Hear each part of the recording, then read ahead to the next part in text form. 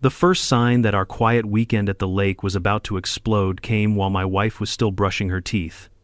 I was making coffee, half awake, when her phone lit up with an urgent dispatch call. She put it on speaker, toothpaste still foaming at the corners of her mouth.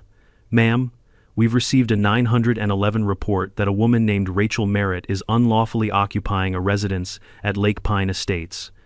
The complainant is requesting immediate removal." Rachel slowly turned her head toward me, eyes wide equal parts disbelief and amusement. "Honey," she said, spitting into the sink, "apparently I'm illegally living in our own house." And that's when I knew. Only one person in this entire community was unhinged enough to weaponize 911 like that. HOA President Karen, the self-appointed Queen of the Pines. And she had no idea she'd just tried to evict the woman who runs the state police force. Before I dive in, tell me where you're watching from and what time it is there. And hey, if you love HOA chaos and sweet justice, don't forget to subscribe. If you've never watched your spouse, your calm, collected, borderline legendary spouse get falsely reported to 911 before breakfast, let me tell you, it's a special kind of surreal. One second you're sipping coffee, the next you're staring at your wife as she wipes toothpaste off her mouth and mutters, "She really called the cops on me?" But to understand why that moment wasn't actually a surprise, you need to know what happened 3 days earlier, because the truth is, Lake Pine Estates didn't suddenly become a battleground. The match had already been lit. Karen just finally decided to throw it into a pile of gasoline. We'd bought the cabin last spring after Rachel's promotion. I'm not exaggerating when I say she needed the break. When you run an entire state police force, you collect more stress than a discount pressure cooker. She never complained, not out loud, but I could see it on the long nights she couldn't sleep, on the mornings she stared at her uniform like it weighed 100 pounds. So, when the paperwork cleared, we packed the truck with groceries, fishing gear, and enough promise of quiet to make up for months of chaos. Lake Pine was supposed to be our place of peace. Tall pines, cool air off the water, a dock big enough for 2 chairs, and no responsibilities. We drove up humming along to old country songs, ready to reset. We didn't even get the groceries inside before the trouble began. Rachel was unloading the bags, humming some tune she'd been stuck on all week, when the crunch of gravel made us both look up. A white Lexus eased itself into our driveway like it owned the place. The door opened, and out stepped the kind of woman you could smell before she spoke, perfume thick enough to stun wildlife, oversized sunglasses, and a knit sweater in a shade that practically screamed HOA budget surplus. Karen. She held a clipboard the way a swordsman holds a blade, like she'd been waiting for a fight. She didn't wave, didn't smile, didn't even nod. She marched straight past us and began walking the perimeter of our cabin, scribbling notes like an appraiser who'd already decided everything was wrong. Rachel tried to be friendly. "Hi there, can we help you?" Karen didn't stop writing. "We've had unauthorized activity on this parcel. Need to confirm your status. Are you renters?" Rachel set down the paper towels and wiped her hands on her jeans. "No, we own this place." Karen finally looked up, squinting like she'd just smelled a lie. "I don't recognize you." I stepped beside Rachel. "We were here last spring." "My name's Dean. This is my wife, Rachel." Karen's eyebrows climbed her forehead. "I'm the HOA president," she announced, as if we might kneel. "We require formal occupancy notices through the community portal. Did you submit one? Let me tell you something about that portal. It was a broken WordPress site built sometime during the Jurassic era. The login form crashed if you breathed too hard. The calendar plugin displayed random dates from 2018. Half the pages had titles like Draft Copy, 3, Final. This was the system Karen spoke of like it was NASA Mission Control. Rachel smiled politely. "We weren't informed that was required for owners." Karen clicked her pen aggressively. "Regardless, I don't see your name on the ownership record." That was the moment everything clicked. I purchased the cabin under my LLC because it made the tax situation cleaner, which meant my name was on the title, not Rachel's. Not because she wasn't my partner in everything, it was just one of those bureaucratic choices that made sense on paper. But to Karen, it was ammunition. Her lips curled into something between a smirk and a snarl. She produced a slip of paper printed in God Help Us, Comic Sans. "This is a warning. You must vacate until your residency can be verified." Rachel took the slip, gave it a single glance, and handed it back. "No thanks. I don't take orders from you." Karen looked genuinely offended that the sun hadn't darkened in response. From that moment on, she declared war. The next morning, our yard violated the natural debris limit, which apparently meant 3 pine cones had fallen in the night. Then came the note taped to the door about excessive porch occupancy, which was just Rachel drinking coffee on the porch swing. I wish I were joking. She actually invented the term. She probably copyrighted it. The masterpiece, however, arrived 2 days later. A formal complaint accusing Rachel of unauthorized cohabitation, taped to our mailbox with packing tape and sealed with what, I swear, looked like a lipstick imprint. Rachel read it aloud in a deadpan voice.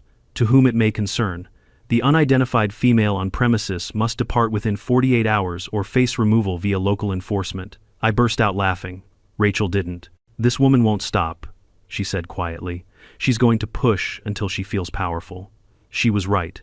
Karen wasn't the type to back down. She wasn't even the type to reflect.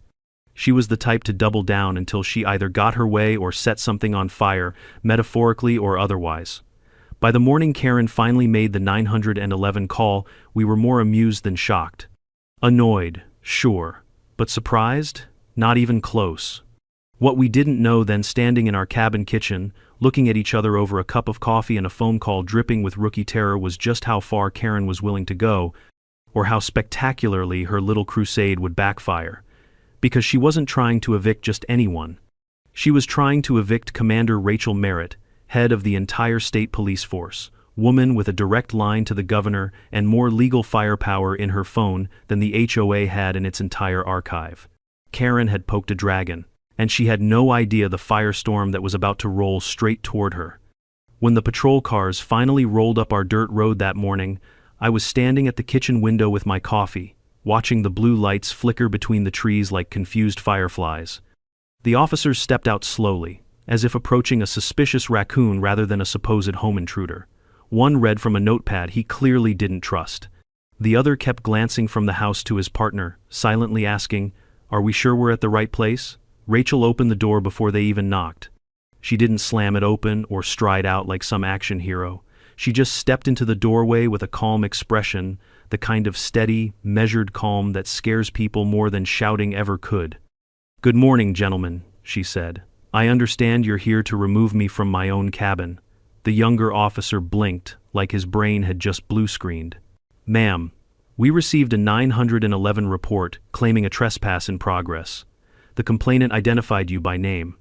Rachel raised an eyebrow. "And yet here I am, in my pajamas, making breakfast." The officer fumbled for words, settling on the safest phrase available to him. "May we come in?" "Of course." Rachel stepped aside and gestured them inside like she'd been hosting residents for brunch instead of dealing with an eviction attempt. I stayed near the hallway, watching the poor guys struggle to reconcile the ridiculous call they'd been sent to handle with the very normal cabin they were standing in. One of them scanned the room out of habit, the fishing rods by the door, the grocery bags still on the counter, the half-sliced apple Rachel had abandoned when the call came in. Nothing looked remotely criminal. Then the younger officer flipped to a second page on his notepad. The complainant stated that you refused to vacate when told you were not an authorized occupant. Rachel let out a soft breath, just enough to signal annoyance without being disrespectful. "Officer, I'm the co-owner of this property in every meaningful sense except paperwork technicalities. My husband purchased the cabin under an LLC, which lists only his name. But I live here, I pay for it, and I certainly didn't break in." The older officer nodded slowly, trying to hide the fact that he already suspected this was a load of HOA nonsense wrapped in legal jargon. "Do you have proof of affiliation with the owner?" he asked gently. Without missing a beat, Rachel picked up her phone from the counter and tapped a few times. "Here's our marriage certificate. Here's the LLC listing with my name as co-executive. And here," she swiped again, "is a photo of me unlocking the cabin with the key I've had since the day we bought it." The officers leaned in, examining the documentation. The younger one opened his mouth to say something, then stopped, squinted, and looked back at Rachel. "Ma'am, I just want to confirm something. Your name is Rachel Merritt?" "Yes," she said. He swallowed. "As in, Commander Merritt?" Rachel gave a polite nod. The two officers straightened so fast I could almost hear their vertebrae snap into alignment.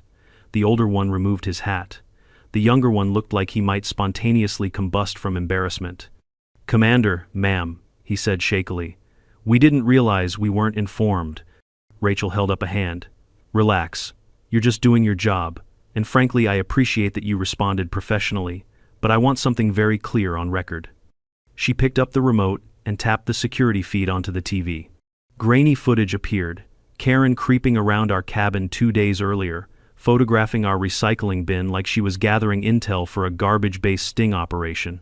Then another clip, Karen with a tape measure, stretching it across our firewood stack while mumbling to herself, and another her, stepping onto the porch uninvited, seemingly measuring the distance between the welcome mat and the door frame.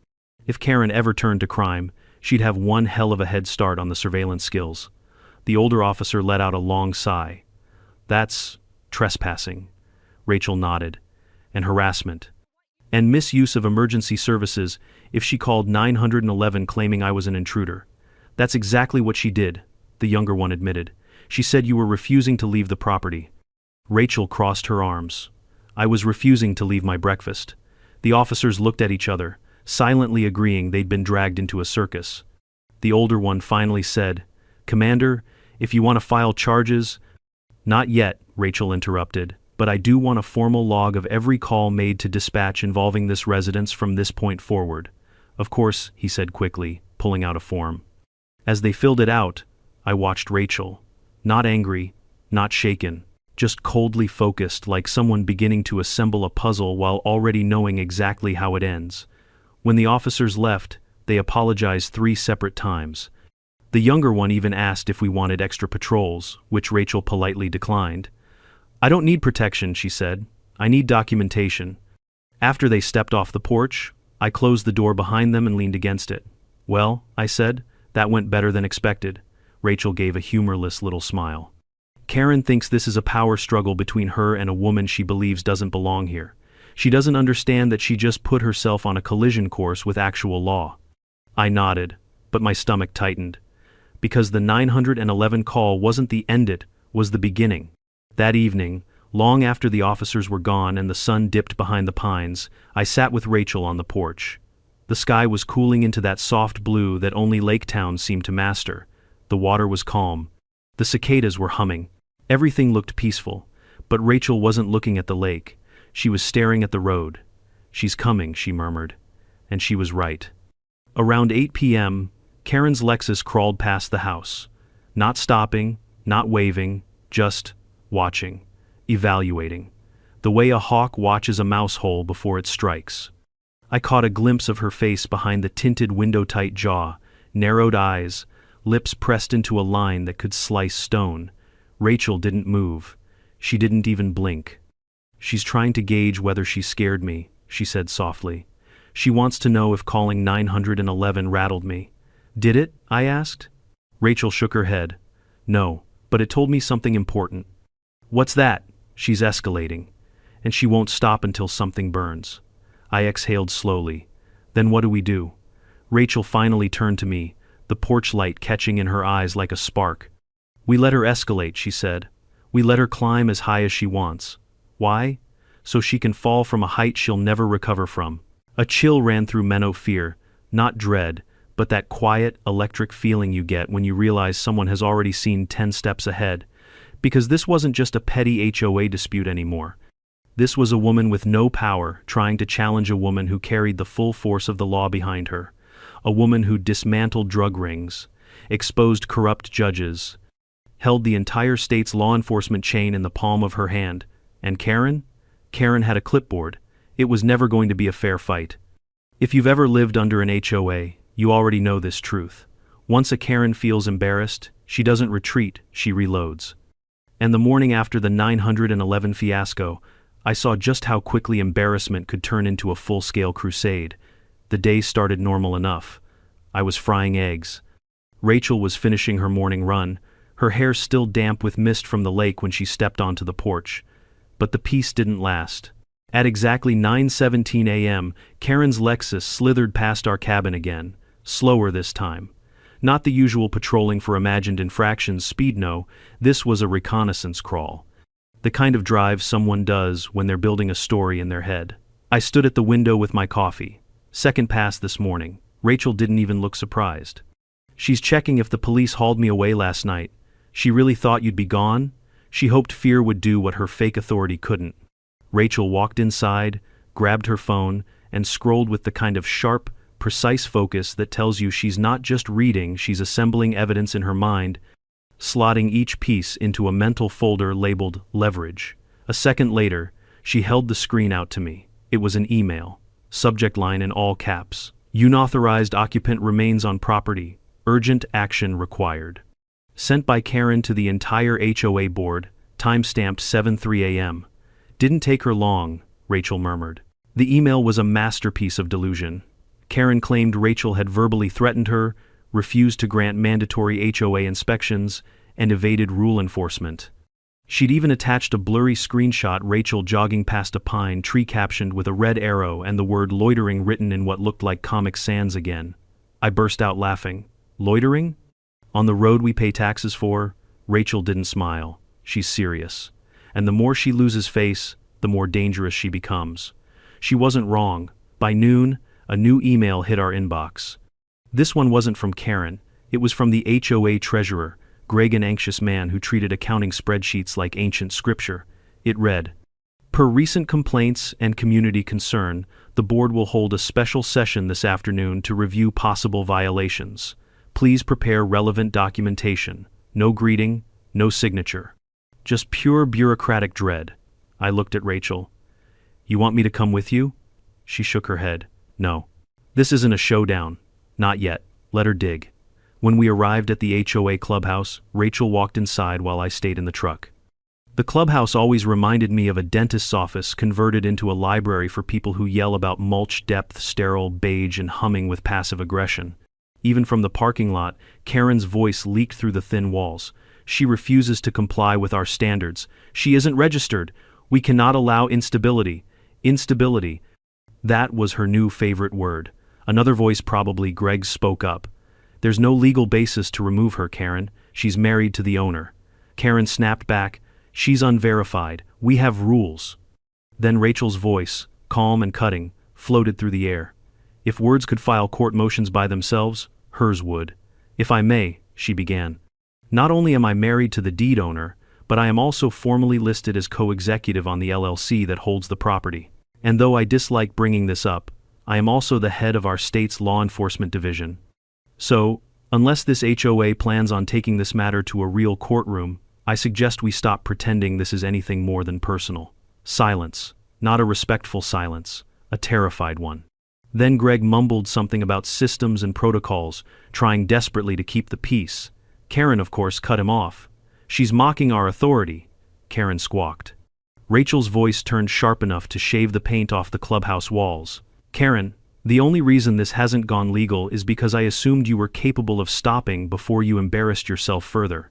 But you've continued to escalate. You've misused HOA procedures. You've attempted to weaponize legal processes to remove a lawfully present resident based on your own bias." Stillness. Even the air held its breath. And then footsteps.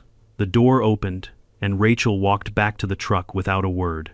She slid into the passenger seat and buckled up, staring straight ahead. "How'd it go?" I asked. She exhaled through her nose. "They're afraid of her.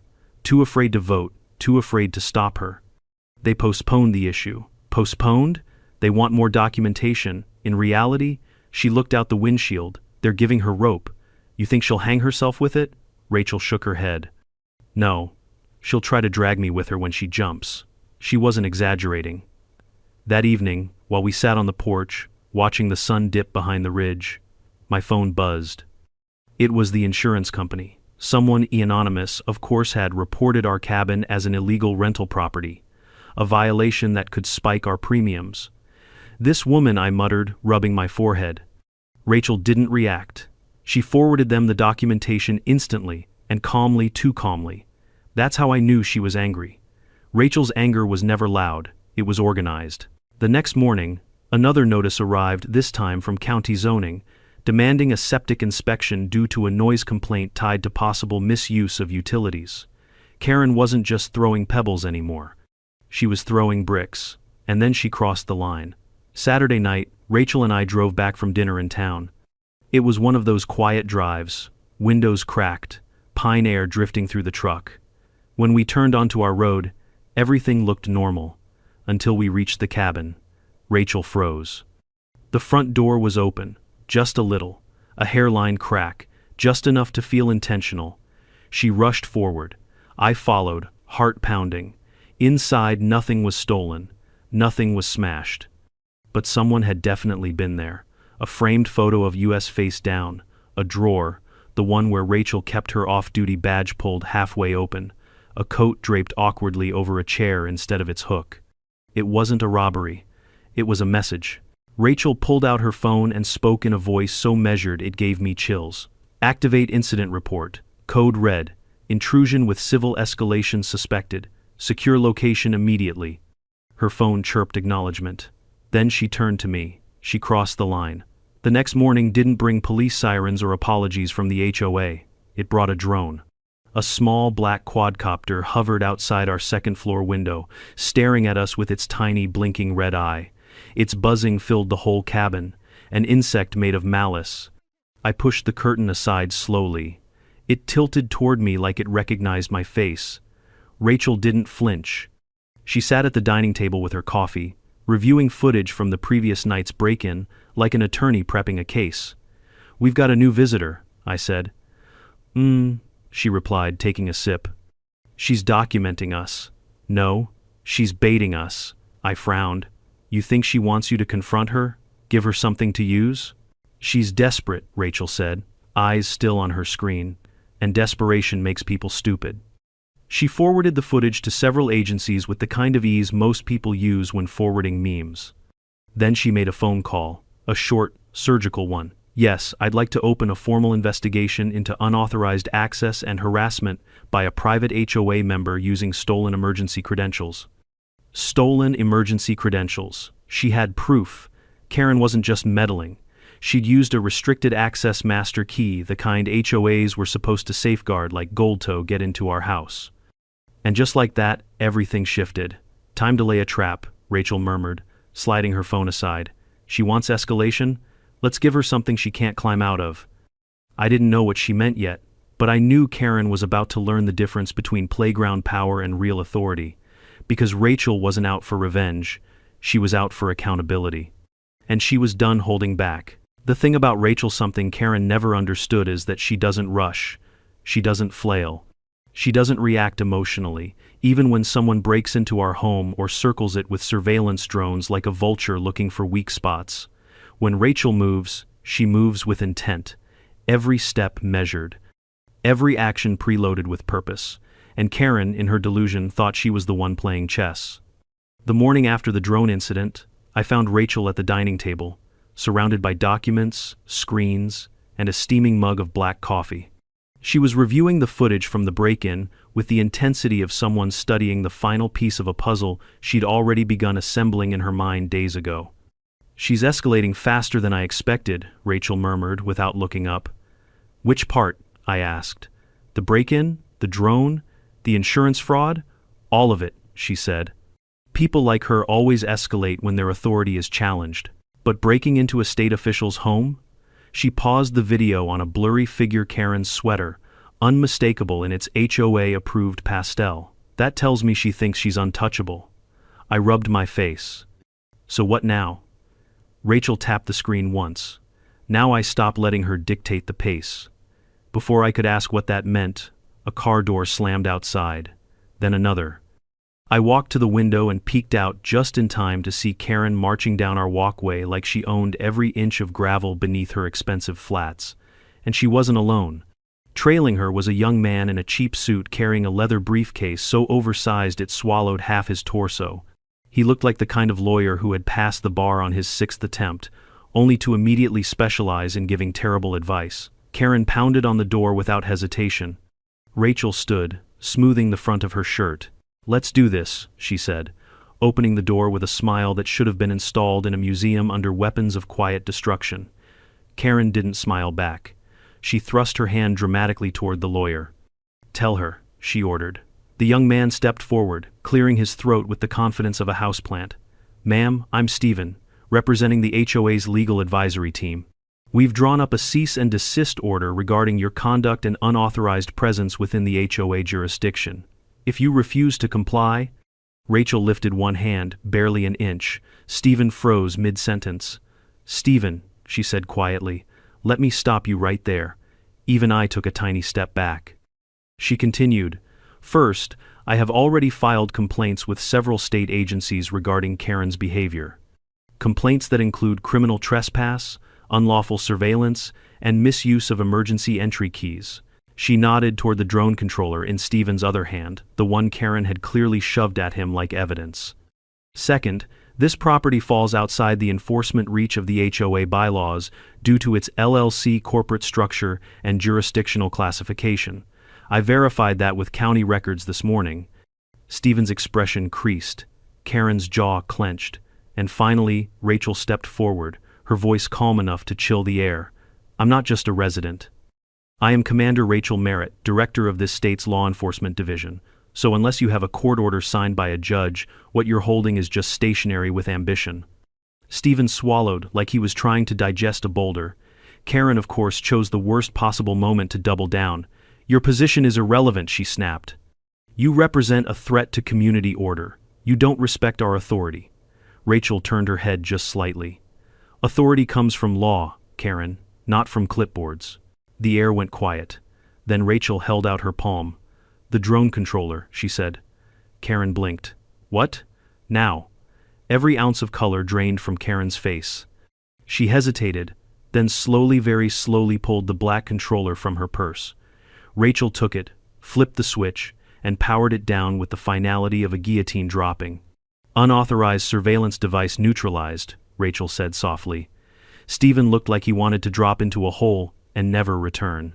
Karen opened her mouth, closed it, then grabbed Stephen's sleeve and practically dragged him back to her Lexus, muttering something about community safety protocols.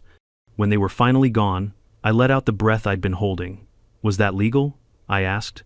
Rachel smirked. Legal enough, and satisfying, but the storm wasn't done growing. Around sunset, when the lake turned gold and the pines cast long shadows, Rachel's phone rang. She checked the caller ID and raised an eyebrow. It's Judge Halford. I froze. Halford wasn't your average judge. He'd known Rachel for years, served on panels with her, lost money to her in poker nights. Rachel answered. Halford? His voice was clipped, irritated. Rachel, I've got something unusual on my desk. A petition filed for an emergency injunction requesting removal of a potentially unstable, non-registered individual from a residential neighborhood for safety concerns. Rachel's stare sharpened. And this names me. It names you, Halford confirmed. Filed by Karen. No attorney, self-submitted. And Rachel, he sighed heavily. It's bad. Not legally bad. Emotionally unhinged bad. Full of copied HOA language and exaggerated claims. Reads like a high school essay written by someone who thinks crime documentaries make them a prosecutor. Will it move forward? Rachel asked. Absolutely not. I'm flagging it. But Rachel, she's not just being petty anymore. She's going nuclear. Rachel thanked him and hung up. She didn't speak for a moment. She just watched the lake sleep beneath the rising moon. She's cornered, Rachel said finally, and cornered people lash out. I didn't say what I was thinking, didn't need to. The evening air said it for me. This was no longer a neighborhood scuffle. Karen had decided to fight a war she didn't understand, and Rachel had just decided to finish it. But the next morning brought the biggest escalation yet. Just past 7 a.m., 2 dark SUVs rolled up our road. Sleek, quiet, marked with the insignia of the State Ethics and Law Review Divisiona group that didn't show up unless someone had messed up on a governmental scale. 2 investigators stepped out, one tall and stone-faced, the other carrying a briefcase that practically glowed with legal instruction manuals. These weren't local officers responding to noise complaints. These were the people who showed up to dismantle corruption. Commander Merritt? The tall one asked. Rachel stepped forward. Yes. We're initiating a formal inquiry into community leadership abuse, false filings, and possible misuse of enforcement powers by a member of your neighborhood HOA. He handed Rachel a document. We'd like to interview you and your husband. We'll also be issuing a notice to the HOA board later today. My jaw nearly hit the porch. Karen wanted to escalate? Congratulations. She'd just invited the Department of Doom. Rachel scanned the documents. Thank you. I'll cooperate fully. The investigators nodded and left. I stared at Rachel. So, this is happening. She finally smiled, but not the amused smile from earlier days. This one was colder, sharper. A smile that said she had just stopped holding back. "Yes," she said. "It is." An hour later, 6 emails from panicked HOA board members flooded our inbox. 3 apologized for premature actions. 2 asked for clarification. O'Night had to be Karen's closest ally, insisted Rachel had misled the investigators. Rachel ignored every one of them. Instead, she stood, stretched her shoulders like she was gearing up for a marathon, and said, "Time to let the system do what it should have done from the start." The next days would reveal just how deeply Karen had tangled herself in her own web and how Rachel would pull every thread until the whole thing collapsed. But in that moment, standing on our porch under the rising sun, watching black SUVs disappear into the trees, I realized something important. Karen wasn't fighting Rachel anymore. She was fighting the truth. And the truth had a badge, a title, and an entire state behind her. The thing about sudden peace is that it never really means peace. Sometimes it's just the air holding its breath before the next storm cracks the sky open, and for the next 24 hours, Lake Pine Estates held its breath. Rachel and I spent the morning answering investigator questions, timeline reviews, document verification, copies of security footage. The state ethics team worked like machines, cross-checking everything Rachel handed them with their own databases. By lunch, they already had a working picture of what had happened. By dinner, they had enough to issue a preliminary finding of probable misconduct by HOA leadership. Karen didn't know it yet, but her empire of pettiness was already smoldering. But if Rachel was ice, Karen was gasoline. And gasoline reacts badly when it feels cornered. That night, around 8 p.m., Rachel and I stepped onto the porch with mugs of tea, hoping for a rare minute of calm.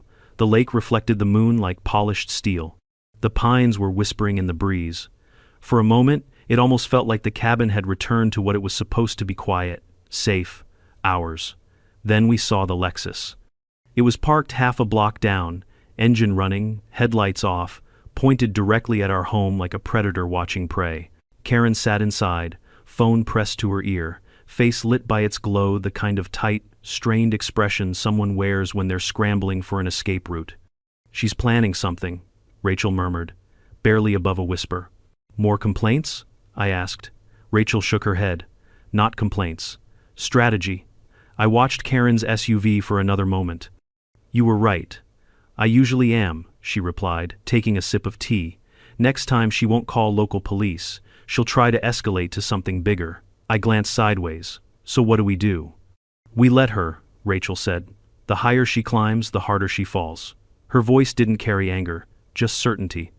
But I could feel it in the air, the tension kneading the breeze, the silence holding itself too straight, like the whole forest was bracing, and it didn't take long. By the next morning, Karen had activated a new tactic: bureaucracy warfare.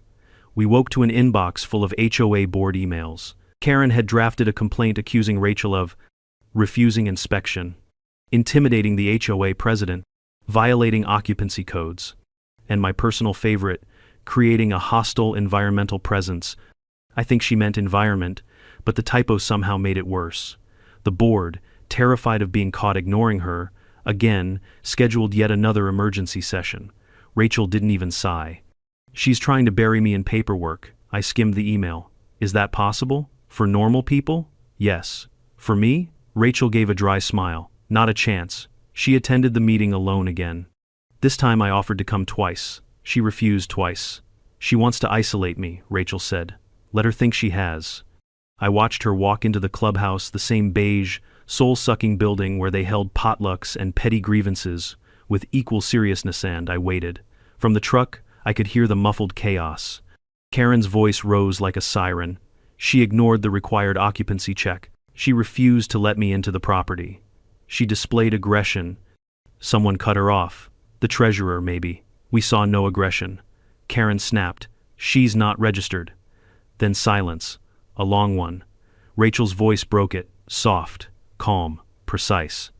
"Not only am I registered with the Secretary of State as co-executive of the LLC that owns the property," she said, "but I also manage the operational budget for the law enforcement department that responds to your calls." A stunned pause followed.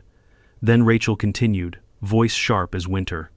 And if this HOA continues to misuse procedure to target lawful residents based on personal bias, I will file a state investigation into procedural abuse before dinner. You could hear a mouse cry in that room. When Rachel emerged 20 minutes later, her expression was unreadable. She walked back to the truck, slid in, and buckled up. "Well?" I asked. "They're terrified of her," she said. "They postponed everything again." "Postponed? They want additional documentation." Rachel snorted softly. "In HOA language that means, we're scared to confront Karen, so we'll let her keep going until someone else stops her."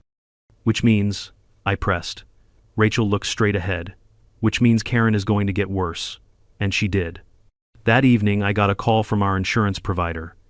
Someone had anonymously reported our cabin as an illegal vacation rental. If we couldn't prove residency within 72 hours, our rate would skyrocket. I nearly choked. "She's going after our insurance now?" Rachel handled it calmly, forwarding documents before the representative even finished speaking, but I could see it in her shoulders, the toll of constant harassment, even on someone as steady as Rachel.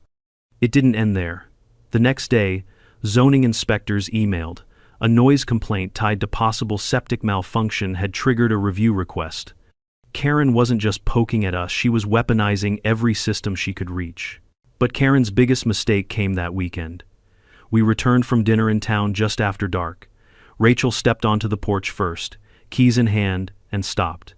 The door was open, barely, a sliver. Like someone hadn't closed it properly or wanted it to look that way. Rachel rushed inside. I followed, heart pounding. Nothing was stolen, but everything was wrong. A framed photo of us face down. A kitchen drawer pulled halfway open, the drawer with her off-duty badge disturbed. It wasn't burglary, it was messaging. Rachel didn't speak. She just lifted her phone, tapped once, and said, "Activate incident report, code red. Intrusion, civil escalation suspected." Her voice was cold steel. Then she turned to me. She crossed the line. The next morning, retaliation arrived in the form of a drone. It hovered 6 feet from our second-floor window, camera blinking red, recording everything with malicious curiosity. I yanked the curtain aside. The drone tilted its lens toward me like an eye widening in interest. Rachel didn't even look up. "She's documenting us," I told her. "No, she's baiting." "Baiting what?" "An emotional reaction." Rachel's voice was smooth but tight. "If she gets footage of me yelling or reacting aggressively, she'll use it to justify another call." I stared at the drone. "She's that strategic?" "No," Rachel said. "She's desperate, and desperation mimics strategy." Rachel calmly forwarded the home intrusion footage to 3 different oversight boards, then picked up her phone again. "Yes," she said when someone answered. "I'd like to open a formal investigation into unauthorized use of HOA emergency keys and harassment by a board member." She wasn't angry, she wasn't frustrated, she was deliberate. It was like watching someone assemble a missile. By noon, Rachel had filed 6 separate complaints, each tied to a statute, each attached with evidence, each written like a courtroom brief. "Let's see how she likes playing offense," Rachel said, when she's suddenly the defendant. As if summoned by those words, Karen appeared again an hour later, this time, with a lawyer who looked like he had been born nervous. What happened on that porch would change everything. But even then, even as Karen marched toward us with her legal fledgling clutching a cease and desist letter, I realized something. Karen wasn't trying to enforce rules. She was trying to survive the consequences of her own madness. And Rachel? Rachel was about to let the consequences catch up. Karen may have arrived with some flimsy piece of paper clutched in her sweaty hand, but she strutted up our porch like she'd just served us an eviction notice from the Supreme Court. Her lawyer, if you could call him, that looked like he'd been hired from a discount aisle. Nervous, pale, gripping his briefcase like it contained the last crumbs of his dignity. Karen didn't wait to be invited. She marched right up and jabbed a finger toward Rachel. "This is her," she declared triumphantly to the trembling young man beside her. The woman impersonating a resident, refusing board inspection, threatening leadership. "Tell her what the consequences are." He cleared his throat like a man preparing to drown. "Ma'am, I'm Stephen, representing the HOA's advisory legal team. We've prepared a cease and desist order regarding your conduct and unauthorized presence within this jurisdiction. If you fail to comply..." Rachel raised her hand, not high, not threatening, just a small gesture. Stephen froze mid-sentence. "Stephen," she said gently, "do you know who I am?"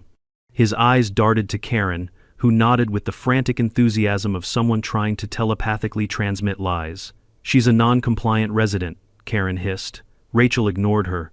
"I'm Commander Rachel Merritt, Director of the State Police Force. I oversee statewide law enforcement operations. And whether you realize it or not, you are about 30 seconds from becoming a footnote in a disciplinary report." Stephen's eyes widened so far I thought they might roll off the porch. He instantly stepped back as though distance could protect him from the damage already done. "But Karen?" Karen doubled down. "Her title doesn't matter," she snapped. "This is a community. I am the president of this HOA, and she is a threat to the integrity of this neighborhood." Rachel turned, slowly, like a storm shifting its gaze. "A threat, Karen? The only person creating danger here is the one stalking residents, breaking into homes, and flying drones outside bedroom windows." "I did no such thing," Karen sputtered. Rachel tapped her phone. The video played instantly, the drone hovering, recording. Then the footage from the night before the door ajar, the rummaged drawers, and finally, the earlier clips of Karen measuring our firewood, photographing our trash, wandering across our porch with a tape measure like she was preparing for a forensic analysis of pine needles. Stephen whispered, "Oh no," under his breath. "Give me the drone controller," Rachel said. Karen blinked, as if she'd just been asked for one of her kidneys. "Excuse me?" "The controller," Rachel repeated. "Now." Karen looked like she might explode. But she must have sensed the ground shifting beneath her, because she reached into her oversized Persith, kind only HOA royalty carry, and slowly produced the small black controller. Her hands trembled as she placed it in Rachel's palm. Rachel powered it off with a soft click. "Unauthorized surveillance device neutralized," she said calmly. Karen's face turned a fascinating shade somewhere between panic and fury. She spun around and marched back to her SUV so stiffly she looked like a malfunctioning animatronic. Stephen trailed behind, whispering frantic apologies into the air. When they finally sped off, gravel spraying like confetti at a funeral, I turned to Rachel. "Was any of that legal?" She sipped her coffee. "Legal enough," she said with a shrug. "Besides, the law tends to sympathize with the people who weren't flying espionage drones at dawn." But the universe wasn't done delivering surprises. That same evening, as Rachel washed dishes and I pretended to organize mail, her phone buzzed again. She dried her hands on a towel, glanced at the caller ID, and muttered, "Of course." It was Judge Halford, she answered. "Evening, Halford." His voice came through tight and clipped, like a man already exhausted by what he had in front of him. "Rachel, are you sitting down?" "I'm standing," she replied. "Well, brace yourself. I just received an emergency injunction request. It requests the removal of a potentially unstable individual from a residential community." Rachel raised an eyebrow. "Unstable?" "It names you," Halford confirmed. "Filed pro se by a woman named," he shuffled papers, "Karen Pinebrook." Rachel closed her eyes. "Of course it does. This filing is, Rachel, it's absurd. A combination of plagiarized legal terms, fabricated HOA regulations, and paragraphs that read like someone dictated them while pacing in a rage. I'm rejecting it immediately, but you should know your HOA president is escalating." Rachel thanked him, hung up, and stared out the cabin window for a long moment. The trees swayed gently under the moonlight, but everything felt unnaturally still. "She's not trying to win anymore," Rachel finally said. "She's trying to survive." "What does that mean?" I asked. "It means she's burning every bridge she has left." And she was right, because the next morning delivered consequences that even Karen couldn't outrun. 2 black SUVs rolled down our road in quiet formation, the kind of vehicles that don't need sirens to announce authority. These belonged to the State Ethics and Law Review Division, and they didn't show up unless someone's misconduct had crossed from petty to dangerous. 2 investigators stepped out, crisp suits, unblinking professionalism. "Commander Merritt," the taller one said. Rachel met them on the porch. "Yes?" "We're initiating a formal inquiry into allegations of community leadership abuse, false legal filings, and misuse of emergency service protocols." He handed Rachel a document. "We'd like to interview you and your husband. A notice will be issued to the HOA board today." I've never seen Rachel smile like that. Not smug, not triumphant, just calm, certain, justified. "Of course," she said, We'll cooperate fully. And just like that, the crack in Karen's throne became a canyon. News spreads faster than wildfire in HOA territories. By noon, the entire board was in meltdown, sending frantic emails. We had no idea the situation was this severe, please advise. We want to cooperate fully. Should we suspend Karen? Please understand we never supported her actions. All lies, every last one, but desperation makes cowards poetic. Karen, meanwhile, sent a single email. This is a misunderstanding. I will resolve it personally. Rachel read it and laughed, not mockingly, just knowingly. She thinks this is still about her authority, she said. She doesn't understand it's out of her hands now. And she was right. It was out of everyone's hands except the state investigators now. By evening, a formal suspension notice was taped to Karen's door. By nightfall, the board announced an emergency review session without her. For the first time since we arrived at Lake Pine Estates, the air felt clear. Not peaceful, not yet, but clear. Like the forest, the lake, even the breeze had been waiting for someone to finally call Karen's bluff, but Rachel wasn't celebrating. She stood on the porch, watching the road disappear into the shadows. This isn't over, she said quietly. How can you tell? I asked. She didn't look away from the tree line. Because people like Karen never go quietly, Rachel said. They don't know how, and she was right again. Because the next phase of Karen's fight would be darker, quieter, and far more dangerous than anything she'd done before. The morning after Karen was officially suspended from the HOA board should have felt like victory. Birds were singing, the lake looked like glass, our porch smelled like fresh coffee instead of stress, but peace after a battle is deceptive. It's not the end, it's the inhale before the next blow. Rachel was already awake when I stepped into the kitchen. She sat at the table with her tablet, scrolling through emails from the ethics investigators. I could tell by the small crease between her eyebrows that something had already shifted. What now? I asked, pouring myself coffee. She rotated the tablet toward me. Karen's in denial. She's emailing the board claiming all of this is a political conspiracy. Political? I blinked. Does she think you're running for governor? She thinks everything that challenges her authority is part of a plot, Rachel said, and she's not stopping just because she got suspended. She was right because by noon, the retaliation began. It started subtly. A package was left at our mailbox. No return address, no postage, no carrier label. Just a plain brown box with our cabin's number scribbled in red ink that made my skin crawl. Inside was a bird feeder, an empty one, with a tiny folded note tucked underneath it.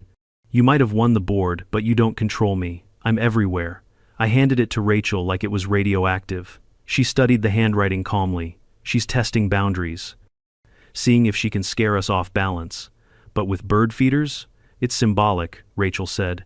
Karen thinks she's subtle. I wanted to laugh, but the air in the cabin felt heavier than humor could cut through. We didn't have to wait long for the next package. Then, the next. Within 3 days, 10 parcels had arrived.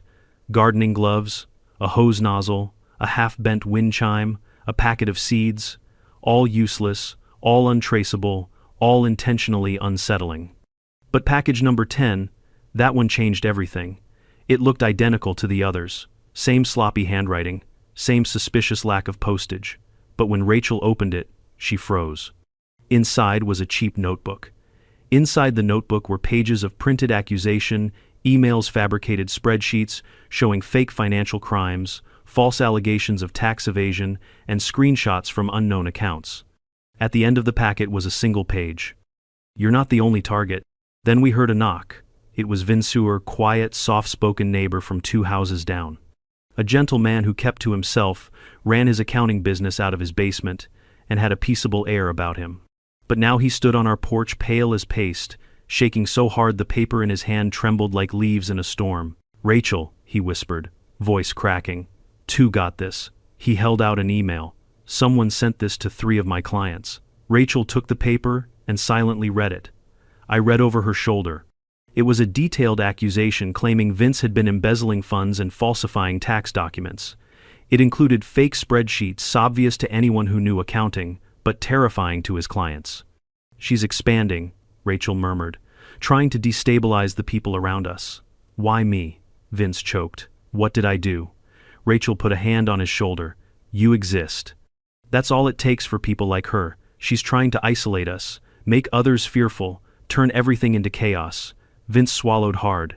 What do I do? You report it, Rachel said. Now. Within minutes, she was on the phone with the state cybercrimes unit. I had never seen a man look so relieved to simply not be alone, but I also saw the fear in his eyes. Because no matter what Rachel was doing to stop Karen, there was damage being done along the way. It wasn't just an HOA problem anymore. It was a contagion. That night, Rachel sat at the table staring at her files, her laptop, the evidence, the mountain of harassment she was slowly assembling into a legal weapon. The only light in the cabin came from the screens. You're quiet, I said softly. She didn't look up. She's shifting tactics. How so? She's not hiding behind bylaws anymore, Rachel said. She's gone feral. She's using fear now. Fear spreads faster than rules. I sat across from her. How do you fight someone who hides in the shadows? Rachel finally looked at me, eyes glinting with that familiar, steady fire. You take away the shadows. The next afternoon she did exactly that. She called for a meeting, not an HOA meeting, not a vote, not a formal process, a gathering, at the old boat dock. Just neighbors, no titles, no agendas, no committees. Word spread fast. 20 people came. They brought folding chairs and thermoses, whispering in clusters until Rachel stepped up onto the old dock steps. She didn't shout. She didn't accuse. She didn't perform. She simply spoke the truth. Calmly, plainly, thoroughly, she laid out everything Karen had done, not just to us, but to others. The false complaints, the intimidation, the break-in, the drone, the fake financial accusations targeting Vince, the misuse of emergency access keys, the 911 call, the attempts to weaponize county systems. She did not embellish, she did not dramatize. She just laid out the facts until the truth itself felt like a force pressing down on everyone present. You could hear a pin drop. Then Rachel said something I will never forget. It's not enough to remove someone from power, she said, scanning each face. We have to replace them with people who won't become the same thing. This community doesn't need enforcers. It needs guardians, protectors, people who look out for one another instead of policing one another. The question isn't who leads next. The question is, who will make sure no one like Karen ever rises again? Silence. Then heads nodding. Then voices agreeing. Then voices rising, not in anger, but in unity. It was the first time the community had truly seen the bigger picture, the rot under the rules, the cracks in the system Karen had exploited. By the next morning, a petition was circulating, not to punish Karen, not to exile her, but to dismantle the entire HOA leadership structure and rebuild it from the ground up with legal oversight, term limits, transparent rules, an ethics committee, and a community-first approach. 70 signatures came in the first day. The vote was scheduled for Monday. Karen didn't show, but everyone knew she was watching. The vote passed by a landslide. Every board member except Greg resigned immediately. A new charter drafting committee was established that same evening. Rachel was asked to chair it. She declined. I'm not here to lead, she said. I'm here to prevent. And she meant it. For the first time since the nightmare began, the community felt light. People laughed again. Kids rode bikes. Vince stopped shaking. Linda, the neighbor with binoculars, used them for bird watching instead of spying. The air smelled like pine instead of tension. But peace is deceptive. Because the next morning before dawn, an envelope appeared in our mailbox. White, thin, no return address. The handwriting on the front tried to look neat. Failed miserably. It slanted like someone writing in anger. Rachel opened it. Inside was a single typed line. I never left. The handwriting on the envelope? Same red ink as the bird feeder note. Rachel didn't speak. She just slid the letter into a plastic evidence sleeve and went straight to her office. Within 10 minutes she had made 2 phone calls, one to reopen the state harassment case, the other to check statewide filings for alterations in HOA registrations. What she found made my stomach twist. 20 minutes from Lake Pine Estates, a new homeowners group had been submitted for HOA status. A 9-home development, tiny, newly built. It had 1 registered agent. Cassandra R. Keene. Karen's full name was Karen Cassandra Pinebrook. She'd changed the order, adjusted 1 name, used the middle initial. She wasn't trying to escape, she was trying to start over. somewhere else, somewhere new, somewhere she thought she could rise again. And at that moment, watching Rachel read the filing, I realized something chilling. Karen didn't need to be president to cause damage. She just needed a place to build a throne. When Rachel found the filing for the new homeowners group, the tiny 9-home development tucked 20 minutes from us, she didn't slam her laptop shut. She didn't curse.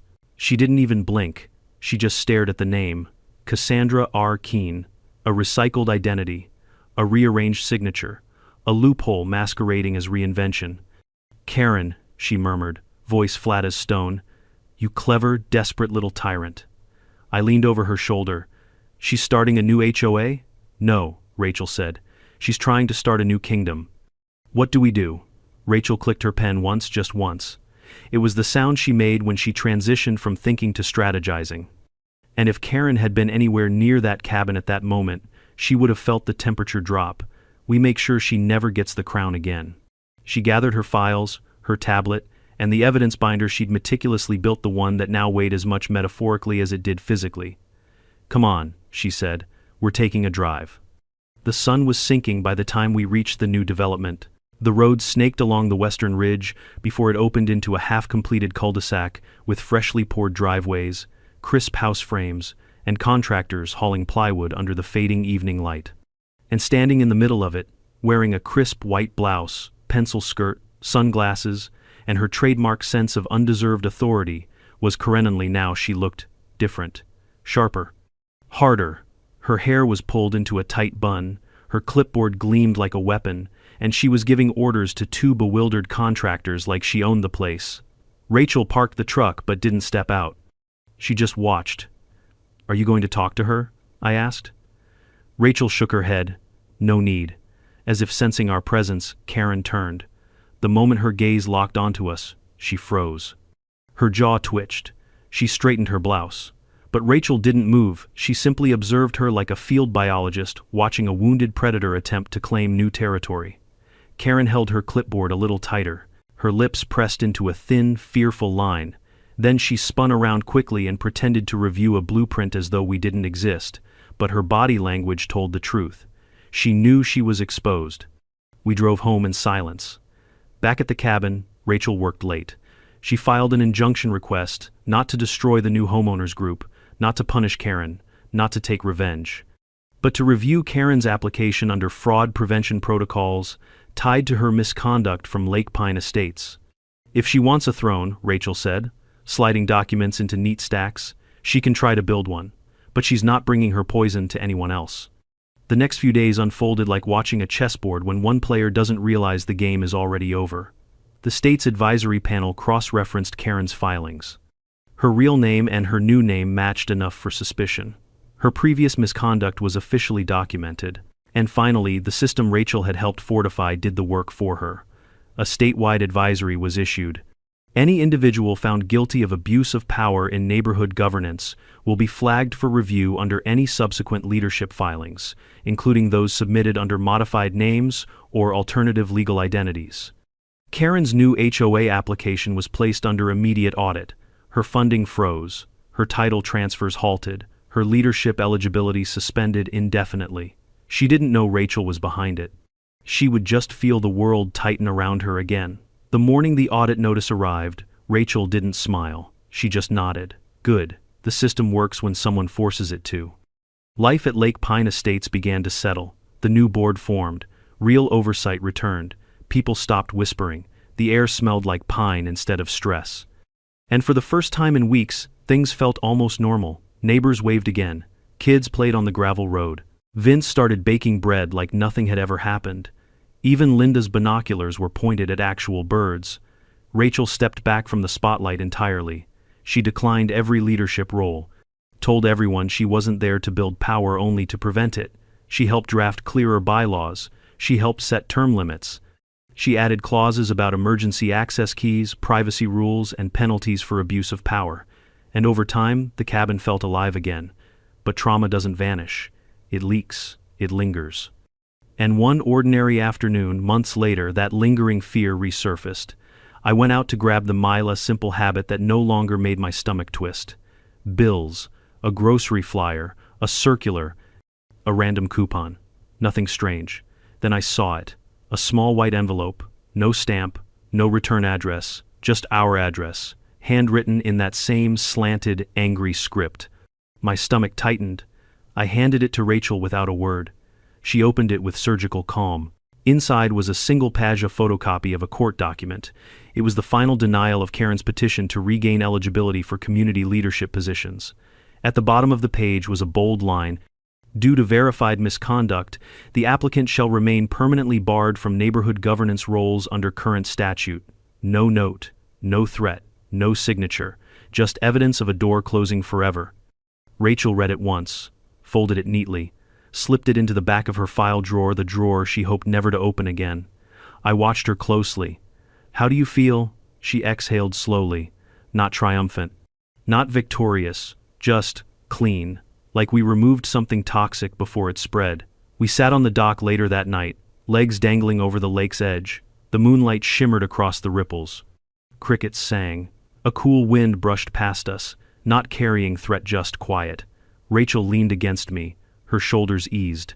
"She won't try again?" I asked. Rachel shook her head. "Not here. Not anywhere. Systems can be fixed. People who live on power alone can't." Silence settled comfortably between us. Then she added, "She thought she was fighting a law, a rule, a title. But she wasn't. She was fighting consequences. And those don't disappear just because you run somewhere new." For the first time in months, I believed it. For the first time in months, she wasn't ready for battle. She was ready for peace. The lake reflected the stars like a promise. And somewhere far away, Karen was finally learning that power built on fear always collapses under truth. For a while, life eased into something that almost felt normal. Not the fragile pretend normal you cling to during a storm, but the real kind. The kind that settles into your bones late at night when the only sounds are crickets, wind, and the soft creak of porch boards beneath your feet. Rachel and I rebuilt our routines piece by piece.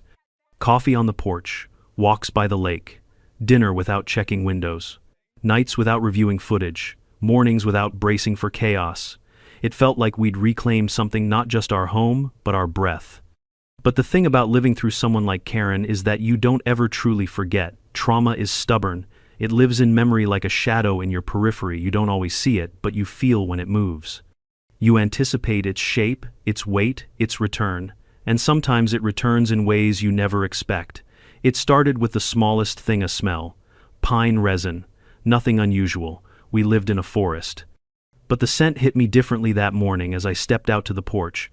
Stronger, sharper, too recent, too close. Like sap had been cut open in the last few minutes. I looked around out of habit. The woods were still, the gravel road quiet. Inside, Rachel was on a video call with the new HOA charter team, calmly explaining why reasonable rule enforcement should never include surveillance drones or master keys copied in back rooms. She sounded steady strong, but the trauma lingered beneath her voice like a quiet ghost. I stood outside longer than I meant to, breathing in that resin scent. My instincts prickled. Not fear, not panic, just awareness. I had learned to trust that feeling. When Rachel finished her call, she joined me on the porch. "You're quiet," she said.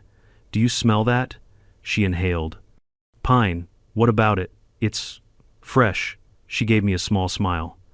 "We live in a forest." "Yeah, but..." The sound cut me off. A single twig snapping somewhere in the tree line. Rachel's head turned instantly toward the sound, her posture shifting from relaxed wife to commander in less than a second. She listened. Measured. Calculated. Another twig snapped closer.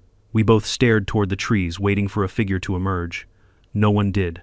Rachel exhaled slowly. "Probably a deer." "Probably," I echoed, though my gut tensed with that old instinct something was off. We went inside. The day unfolded quietly, too quietly. The kind of quiet that presses against your ribs. By late afternoon, Rachel had settled into her office, reviewing the updated HOA draft. I cooked dinner. We ate together on the porch while the sun dipped through the trees. It was peaceful, almost soothing. Then, just as I stood to take our plates inside, Rachel froze. "Do you hear that?" she whispered. At first I heard nothing, then very faintly footsteps on gravel, slow, cautious, approaching our cabin from the road, not the woods. a direction rarely used by neighbors. Rachel stood and stepped toward the porch railing, listening with absolute focus. When she finally saw the person emerge around the bend, her posture eased but only slightly. It wasn't Karen.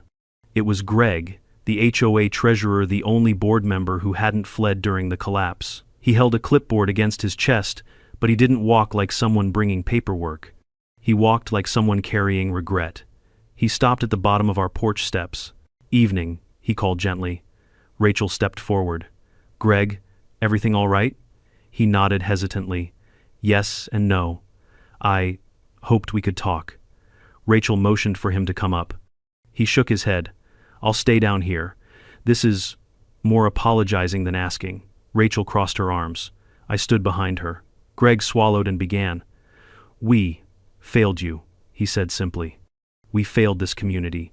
We let Karen run wild because we were afraid to confront her, afraid of her retaliation, afraid of the noise she created." Rachel's expression didn't soften. It didn't harden either. She just listened. Greg continued, voice trembling. "I came tonight because I've been reviewing old records. Karen filed dozens of complaints against residents. False ones, manipulated ones. She targeted people quietly, subtle for years." He shook his head. "We didn't see it, or we didn't want to." Rachel spoke quietly. "Fear protects abusers. Silence feeds them." Greg nodded. "We see that now. And we want your help. We want to rebuild. Properly this time. Legally. Safely. Fairly. Without power hoarding or intimidation. Could you help us write it? Help us make sure someone like her never rises again?" Rachel didn't answer immediately. She studied Greg, weighed him, judged the sincerity in his eyes. She sighed softly. "I'll help," she said, "but only as an advisor. I won't lead. I won't chair committees. I won't be the enforcer. That's not my role." Greg nodded gratefully. "That's more than enough." When he left, Rachel sat beside me on the porch steps. "You trust him?" I asked. "I trust his guilt," she said, "and guilt can be a powerful motivator to build something better." But the night wasn't done. An hour after Greg left, long after the sun disappeared, we got another knock. A gentle one. Hesitant. It was Vince, looking nervous, wringing his hands. "Rachel? Sorry to bother you this late." Rachel stood. "Vince, what's wrong?" He held out his phone. "I got another email." Rachel took it, read it. Her jaw tightened. It was an anonymous message claiming Vince had reported neighbors for HOA violations, including made-up infractions involving pets, fences, and noise. It was designed to turn neighbors against him, to isolate him. "She's still going?" I whispered. Rachel shook her head. "This isn't Karen." I blinked. "Who else would?" Rachel pointed to a line in the email, a formatting style, a phrase, a pattern. "This is sloppy." "Karen isn't sloppy. This is someone imitating her because they want her power vacuum filled. Someone who wants authority without accountability." Vince's face drained. "There's more than one?" Rachel didn't sugarcoat it. "Power attracts the wrong people." Vince looked like he might faint. Rachel steadied him with a hand on his shoulder. "No one is replacing her. Not on my watch." She documented the emails, forwarded them, filed another harassment report. Then she walked Vince home herself, returning 20 minutes later with that familiar calm steel in her eyes. "She tried to replicate herself," Rachel murmured when she sat back down, "or someone tried to replicate her style. Either way, this is exactly why systems matter." I nodded slowly. "Think Karen knows about this copycat?" Rachel inhaled deeply. "She's too focused on rebuilding her own empire, but she'll hear eventually." "Then what?" Rachel looked toward the tree line, the shadows deepening into black. "Then," she said softly, "we make sure she finally fades." The next week was a blur of rebuilding. Rachel helped structure the new HOA charter term limits, transparent complaint systems, mandatory multi-signature authorization for inspections, required oversight from a legal consultant. Not an empire. A framework, a safety net, a firewall. She also met privately with the ethics investigators, providing additional evidence linking Karen's attempted re-entry under a modified name to her previous misconduct. They were already drafting statewide revisions for HOA governance requirements, revisions Rachel herself had quietly inspired. It wasn't revenge, it was prevention. A month passed, the air cleared. The lake settled, the fears slowly dissolved. And then, one quiet morning, a letter arrived, not from Karen, not anonymous, not threatening. It was from the State Licensing Commission. Rachel opened it at the table. I watched her eyes track the words slowly, thoughtfully. Finally, she looked up. "It's over." "What is?" She handed me the document. It declared officially, permanent, that Karen Pinebrook, under any legal variation of her name, was banned from holding any position of authority in any HOA, co-op, neighborhood committee, community compliance team, or governance role statewide. Not suspended, not limited, banned. "I never thought I'd see something like this," I said quietly, "a system actually changing." Rachel leaned back, rubbing her thumb against her temple. "People like Karen don't just abuse power. They reveal the cracks where abuse grows, and you close the cracks." She didn't smile. "Not exactly," but her eyes softened. "I didn't fix the system," she whispered. "I just reminded it what justice looks like." That night, we sat on the dock again, the moon painted silver across the water. Rachel's head rested gently on my shoulder. "She won't come back?" I asked. Rachel shook her head. "No, not here. Not anywhere with power." "Because she's afraid?" "No," she said softly. "Because there's nowhere left for her to hide. And for the first time, not just since Karen started her crusade, but since we bought the cabin, I felt genuinely, deeply safe. Not because Karen was gone, but because Rachel had rebuilt something stronger than fear. She had rebuilt trust. The lake was quiet the night everything finally settled. No drones, no surveillance, no footsteps on gravel, just the soft hum of summer air moving through the pines and the gentle ripple of water touching the dock. I sat beside Rachel, watching her shoulders relax in a way I hadn't seen for months. Not victorious, just peaceful. The kind of peace that comes when justice is slow, steady, and final. This experience changed more than our neighborhood. It changed me. I learned that real strength isn't loud. It doesn't posture or threaten. It doesn't come from clipboards, bylaws, or the illusion of authority. Real strength is quiet, consistent, relentless in its fairness. My wife reminded me and everyone around her that sometimes the bravest thing you can do is stand your ground with calm certainty. And if there's a lesson here, it's this. When someone abuses power, they expect fear. What they don't expect is someone who refuses to bend. Someone who knows the truth, who protects their community, and who keeps going even when it's exhausting. If you've ever dealt with an HOA nightmare or any Karen in your life, share your story below. And if you enjoyed this journey, subscribe so you don't miss the next chapter. Justice isn't always loud, but here, it's always coming.